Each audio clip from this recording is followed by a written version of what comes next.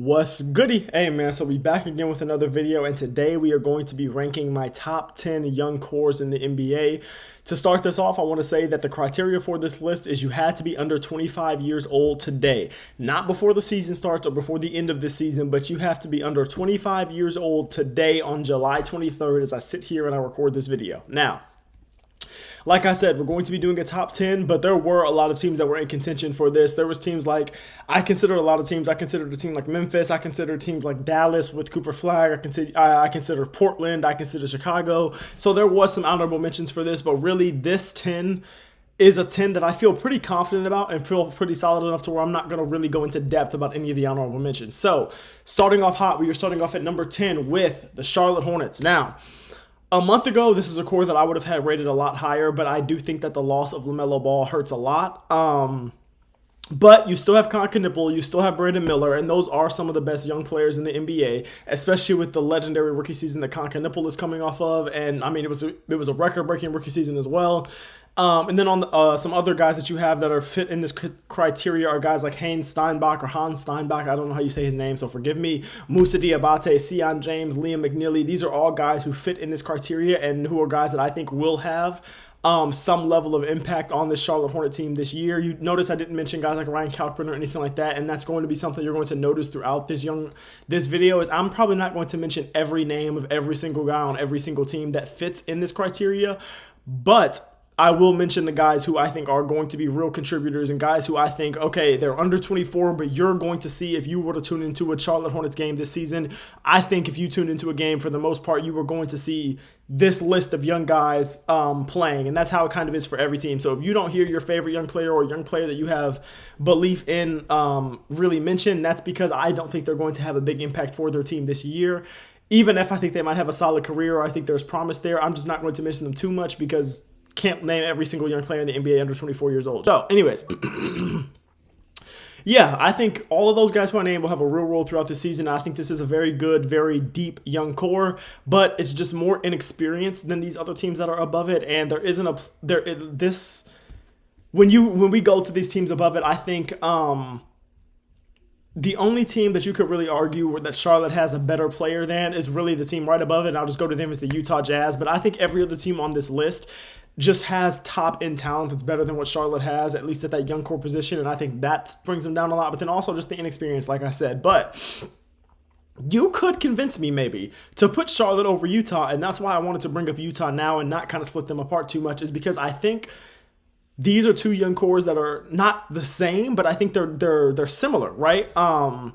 And the fact that they don't have like an A1 100%, we know this guy is going to be a guy, right? Like we don't have a Cooper Flag, a Victor Wembanyama, one of those guys where it's like, boom, this is our head of the snake at this young core and everything like that. But I think both teams have good, deep young cores with guys that have potential, right? So we saw Concachnipple have a legendary rookie season. We saw Brandon Miller, when he's healthy, is a very good basketball player, right? When I go to Utah, I think I could see Darren Peterson having a very legendary rookie season this year. Keontae George is a guy that had a very good season last year, and Ace Bailey's a guy that I believe has shown flashes, and I believe there's a reason he was drafted in the top 5. There's a reason that he was such a scorer and that he was so highly touted. He does have the tools to become a good scorer in this league. And then you have guys like Isaiah Collier, Bryce Sensabaugh, Kyle Filipowski, who I believe in too. And what I will say is I don't necessarily believe that Isaiah Collier, Bryce Sensabaugh, or Kyle Filipowski will have as big of an impact as a Moussa Diabate will for the Charlotte Hornets, right? But I do think those are guys that are good young players. You could convince me that Charlotte will be higher than Utah, but my thing is just Darren Peterson, man. I am a big believer in Darren Peterson. I think even though his summer league wasn't the most efficient and everything like that, it's just like he is such a willing shooter when it comes to just any spot on the floor. He is so good at getting to his spots, and I don't think he has the ability to get to the line of a guy like an AJ DeBonza who we're going to talk about. But I do think he's just more of a bucket getter is what I'll say. Like that sounds negative, but what I mean is like I think he's more of a go out there and can make any shot on the court at any time type of guy.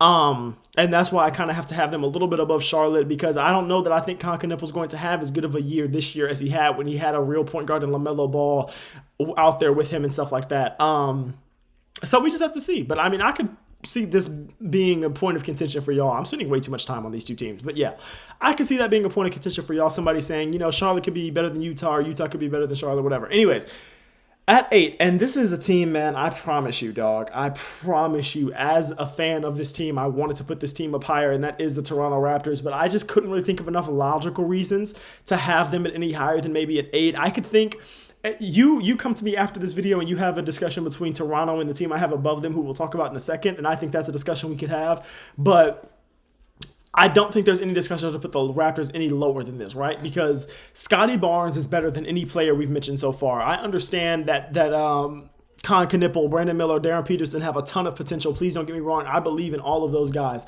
None of those guys are as good as Scotty Barnes is right now. And to be real, I don't know that any of those guys ever gets to as good as Scotty Barnes could be, because we're not about to sit here and pretend like Scotty Barnes is just as good as he's ever going to get either. He's still only 24 years old too. So if we're going to talk about projection or progression for any one of these other guys, we got to talk about progression for all of them. And Scotty Barnes is just simply better than any player we've named so far, and he's better than any player we're going to name for a little bit. And that's why I think you could make an argument for Scotty Barnes being above the team I have ahead of Toronto, that's the main reason I think you could have Toronto's young core listed ahead of this team who I have above them. But the score of Scotty Barnes, CMB, Jamal Shead, Jacoby Walter, and Allen Graves, and even Chucky Hepburn, who we haven't seen a lot of yet, is very good. That is a phenomenal young core. We've seen guys like Scotty Barnes lead this team, whether that be in the regular season or in the playoffs. We've seen a guy like CMB go out there and even as a rookie take some of the toughest, if not the second toughest defensive assignment on the court at any point in time, while also having time where he also not being an absolute negative on the court, right? Like, it wasn't like a Jared Vanderbilt situation where you have him on the court because his defense is great, and then on the offensive side of the ball, it's like you're playing 4-on-5. CMB is not like that. He does have more of an offensive upside, and I think he proved that. We have a guy like Jamal Shead, who again is a two-way pit bull type of player, who is a very good player, another young player that had a good almost breakout year last year. We have Jacoby Walter, who in the playoffs again had a game where he hit like 5 or 6 threes and was our second best player in that game, and he throughout the playoffs looked better than a guy like a Brandon Ingram. So I believe in him. And then we have Allen Graves and Chucky Hepburn, who are the rookies, who Allen Graves showed a lot to me in Summer League. And then, I mean, we'll see with Chucky Hepburn and everything like that. And then when you think about the defense of a young core, this team, the Raptors young core, probably has a better defense than any of the other young cores we're going to talk about throughout this video until we get to number 1. And I think that's another reason why you could convince me that the Raptors young core should be better. But like I said, we saw most of these guys perform well in last playoffs, and that's more than I can say for a team like Utah, or more than I can say for a team like Charlotte. And I understand those young cores haven't gotten the opportunity to be there.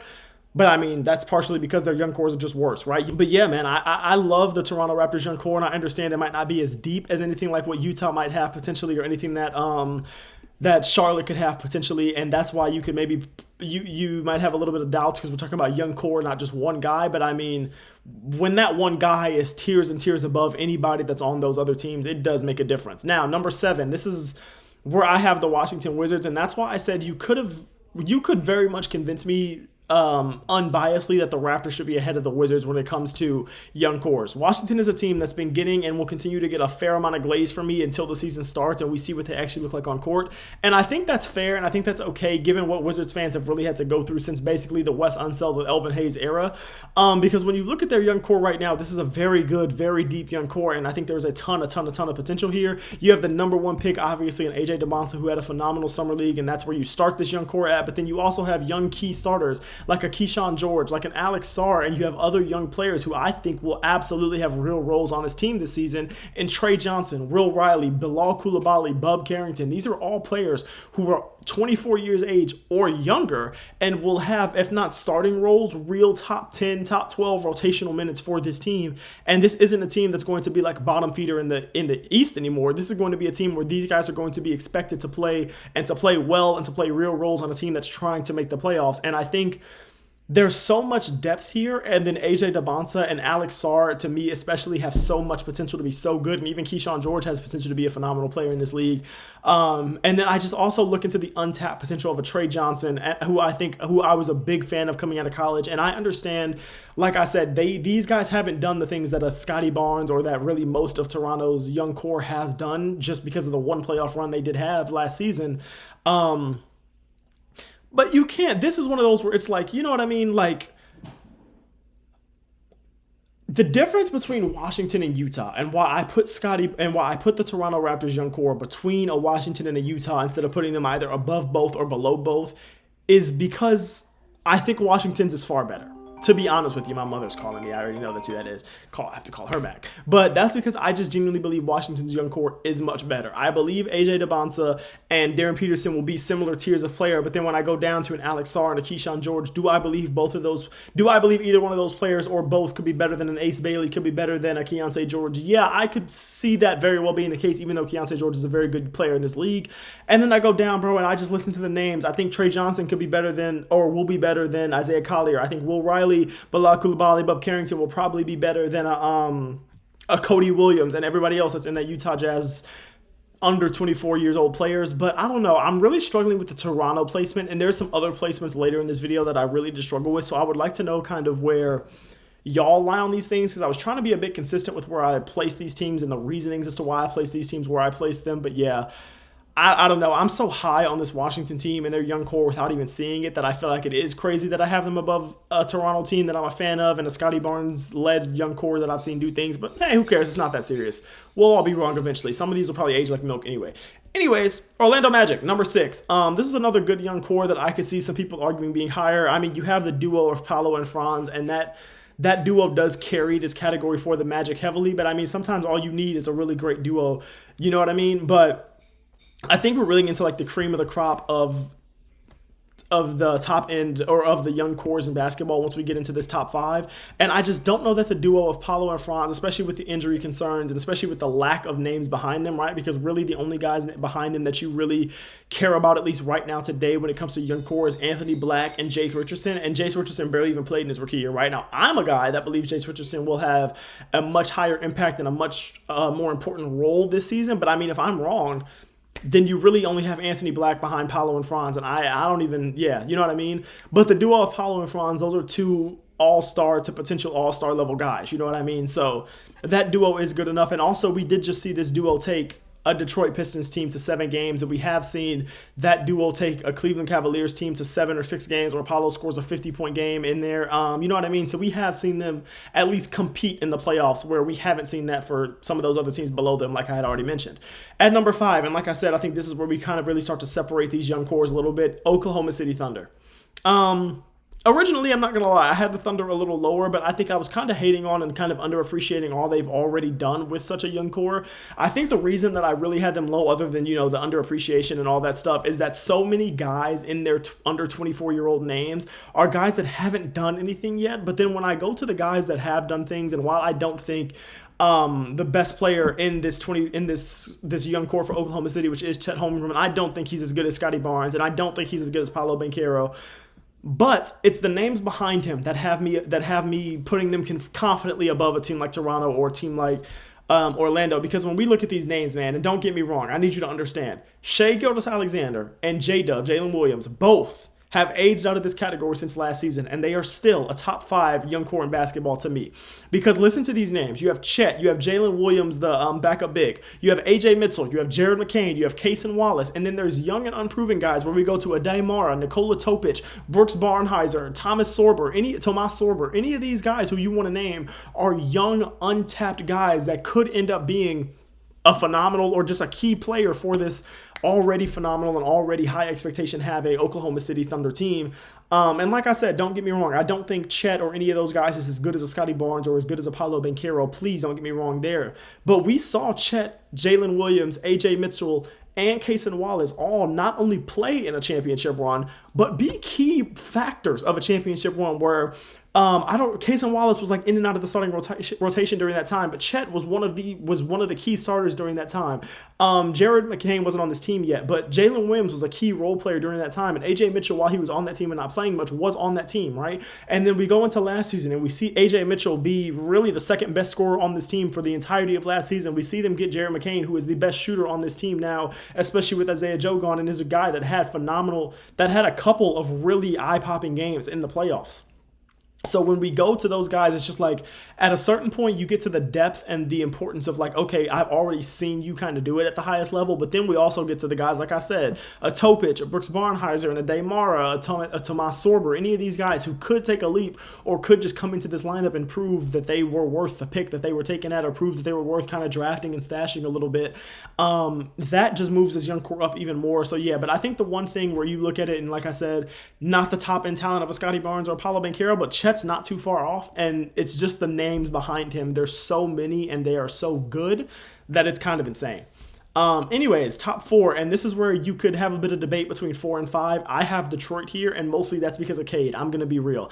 While I said Scottie Barnes or Chet might not have been too far off from Scottie Barnes, or too far, well, I don't know. I don't even know that I want to say he's not too far off, because he's definitely not as good as Scottie Barnes. But I think he's closer to a Scottie Barnes or closer to a Paolo Banchero than he is to a Cade Cunningham. Cade Cunningham is 100% a superstar in this league.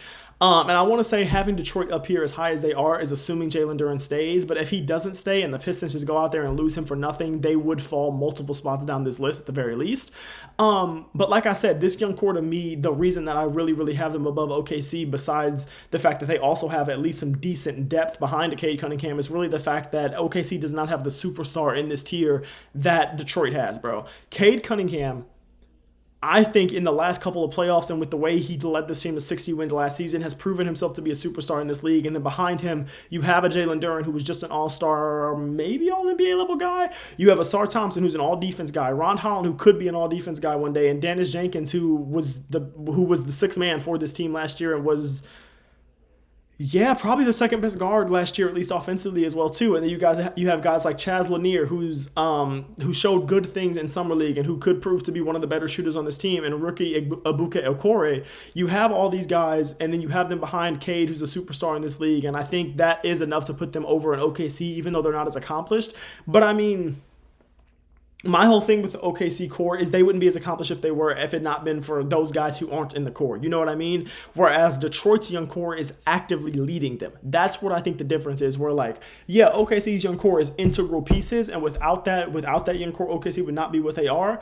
But the two best players on that team, do not get it twisted, are the two guys that are older, that just hit 25 years old. So I think that's the difference here. Whereas the 2-3 best guys on this team are very obviously all in this criteria of being under 24 years old, and they still led their team to 60 wins, which is very impressive.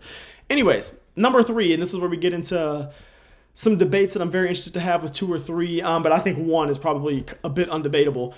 3 is the Houston Rockets for me. This is a really good young core because of the fact that the only guy that aged out was Tari Eason, right? You still have Sengun, you still have Amen, you still have Jabari Smith, you still have Reed Shepherd, and you still have a guy in Bruce Thornton who I think will have an increased role this season. The only reason to me that this core is not one more spot higher is because of the woes in the playoffs last season, man. Every single guy that I just mentioned that played in the playoffs last season, outside of maybe a Jabari Smith Jr., who I feel like might have had a decent series, was awful in that series against a much inferior, much worse Lakers team, bro. Was awful. Like, to the point where, did they win? I think they won one game. Did they even win one game? Like, I'm talking about they were awful. Like, went into that series as the favorite with only LeBron playing, and he went out there and made y'all look stupid because of how bad you were. And then also, to me, it's not just how bad they were in that one series, because I don't think one series for guys who are 24 and under should hold that much weight to where that puts them down a whole spot on its own. But it's the fact that I think I went into last season, and I think a lot of people went into last season expecting guys like Sengun, expecting guys like Amen Thompson, expecting guys like, I don't know, Jabari Smith Jr. or whoever else you want to name, especially a Reed Shepherd, to maybe take a jump or to come in and just look a little better than they had the year before. And Reed Shepherd wasn't, like, you know what I mean, awful throughout the season, but in the playoffs, he did look pretty bad. Jabari Smith Jr. wasn't awful throughout the season, but I don't think he looked a ton better. I think Alperen Sengun last year had a worse year than he had 2 years ago. And I think with Amen, the thing with Amen is just, it's not that he had a worse year, it's just that he didn't really improve on that offensive end the way you really want him to. And it's like, if he's not going to score in transition for you, where is he really going to provide anything for you offensively? And I think Houston really would have wanted those questions to be answered at least a little more, to have a little more hope that they can answer those questions after last season. And I would argue that they don't. And I think that's why Houston really stays down at 3, and I put the Minnesota Timberwolves up at 2. And this one I could see myself getting some heat for. I'm open to all debates and everything like that. But to me, I had the Wolves one point as low as 4 or 5, but I moved them up because LaMelo and Anthony Edwards. I don't know what more I have to say to that. Like, the dude, Anthony Edwards is a top 5 to 7 player in this league. He is a superstar in this league, right? He's led his team to conference finals appearances for multiple years. Did he do that this year? Who was in the conference finals this year? It was the Spurs, and it was it the Spurs and the Thunder? Yeah, it was the Spurs and the Thunder. The Spurs and the Thunder met in the Western Conference Finals this year. But like 2 years in a row, he led his team to the Western Conference Finals, and now he has a real point guard with him. And I think that is the thing that a lot of people really wanted to see with Ant, is just a guy that would be the real point guard and provide more offense than like an Uncle Mike was doing at this point in his career. And like I said, this core is really getting carried by LaMelo and Ant, but I mean, LaMelo and Ant is a great duo to carry a young core. And I know me and a lot of other people that are around the NBA world and that are really tapped in with the NBA do have hope in guys like John Berenger or Jalen Clark to step up and have bigger roles this year too, which would at least add a little bit more depth behind a LaMelo and Ant. But I mean, to me, bro, what we've seen Ant do just by himself, and then to add a guy like LaMelo, who has been an all-star in this league, who is a flashy player in this league, and who when healthy, has done good things in this league for his team and everything like that. I just think that's something that I have a lot of hope in. I think it's going to be the most fun duo to watch in the league, at least the most fun backcourt duo to watch in the league. I think it is a very, very fun team. And maybe I'm overrating them a little bit because we haven't seen them play together, and because LaMelo's never really done anything in the playoffs because he's never been to the playoffs, and because LaMelo's play style people think doesn't equate to winning and everything like that. Maybe I'm overrating them, but at the same time, Anthony Edwards is a top 5 to 7 player in basketball, so that alone really doesn't make me feel too bad about putting them in the top 2. Now, number 1, I'm not going to spend too much time here. It's the San Antonio Spurs. I think this is obvious, man. The list, the fact that you have this many guys fit this criteria of being 24 and under, but yet most of these guys are like literally in your top 10 of your rotation, and not just top 10 of your rotation. One of them is one of the best players in the league. Some of these guys are some of the best players in their positions at the league already at a young age. They already went and showed out in the playoffs, went to the finals at a young age. You have Wemby, Stephon Castle, Dylan Harper, Carter Bryant. You have the rookies and Jaden Quaintance and Terrace Reed. And it would be even better had Champagnie and Vassell not both barely missed the cut because they are both 25 years old. The top 3 guys that I mentioned alone is enough to have this team at number 1 when it comes to young cores. But then you also have Carter Bryant, who's a guy that's going to have a much bigger role this year than he even had last year. And he had a decent role last year. You have the 2 rookies who I think are going to come in and with their position are going to have value on this team, because this team does have a bit of a hole at the 4, especially at the backup 4. And I mean, we just saw this young core, and again, this is the thing what I said with Detroit, is where it's not like the young core is just a piece and they're being led by a veteran or a couple of veterans. No. The young core are the leaders of this team. Wemby, Stephon Castle, Dylan Harper were the 3 best playoff players on this team last season, and they have a De'Aaron Fox on this team. So, yeah, that right there alone is enough to have this as the number 1 core in basketball. But listen, man, let me know what y'all think about this list. Let me know what kind of spot y'all would have moved. I feel like this is one of those lists where things are a bit tighter, things are a little bit more fluid, where I could see a lot of people having a list where it's like maybe the same teams, or like most of the teams are the same, but the difference is just the placement is every team's 1 spot different or something like that, because I think these young cores for the most part are so close and there's so much nuance between ranking each of them. But yeah, man, like I said, let me know what y'all think about it. I love y'all. I appreciate y'all. Thank you for watching as always, and please do not forget to keep God first as always, and let me know what type of videos y'all want to see. All right, like the video. Booyah!